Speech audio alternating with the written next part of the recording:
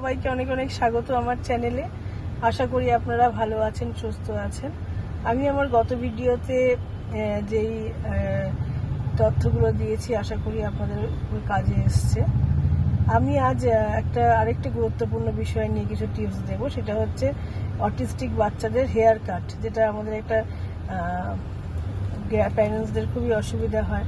এটা একটা ট্রমার মতন, যে সেলুনে নিয়ে যাবো বাচ্চাটা ঠিকঠাক করে চুল কাটবে কিনা, যেহেতু সিজার্স পর্যন্ত ইউজ করা হয় আর কি।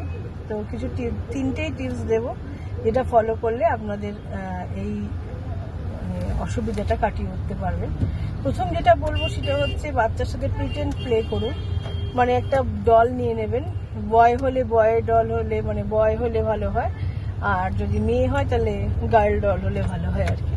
তাহলে যখনই চুল কাটবেন তখন প্লাস্টিকের সিজার্স নিয়ে নেবেন, আর যে স্প্রে করে বোতলটা দিয়ে জল, সেই জিনিসটা, আর ট্রিমার মোটামুটি অনেকের বাড়িতেই আছে, তো সেই ট্রিমারটাও একটু চালাবেন, যে শব্দটার সাথেও ফ্যামিলিয়ার হয়ে যায় আর কি। তো প্রথমে বলবেন বেবি ডলটাকে যে চলো আমরা চুল কাটি। আর চুল কাটার সময় দেখবেন একটা সামনে একটা কাপড়ও বেঁধে দেয়, সেরকমও একটা ভেলক্রো দিয়ে একটা বাড়িতে ঠিক করে রাখবেন, সেটাও লাগাবেন ডলটাকে 2-3 দিন লাগিয়ে চুল কাটার মতন খেলবেন 2-3 জনকে নিয়ে।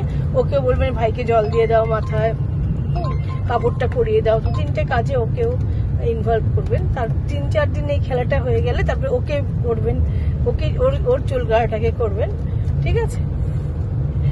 ও চুল কাটতে বসবে, আপনারা কাটবেন, খেলা একটা। আর একটা সোশ্যাল স্টোরি করবেন। সোশ্যাল স্টোরি কি করে করতে হয় সেটা আমি গত একটা ভিডিওতে বলেছি, সেটা যদি না দেখে থাকেন আমি ডেসক্রিপশন বক্সে লিঙ্কটা দিয়ে দেব। আর যেটা বলবো যে থার্ড, সেটা হচ্ছে স্কেডিউল করবেন হেয়ার কাটটাও। যদি বাচ্চাকে বাড়িতে ক্যালেন্ডার করান, সেখানে প্রতি 15 ডেজে হেয়ার কাটটা রাখবেন তাহলে।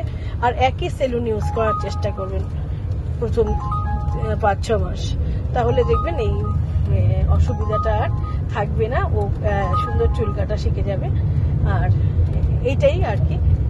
আপনাদের চুল কাটার কারণে যদি আমার এই টিপসে সলভ হয় চুল কাটার প্রবলেমটা, তাহলে আমাকে কমেন্টে জানাবেন, আমার খুব ভালো লাগবে।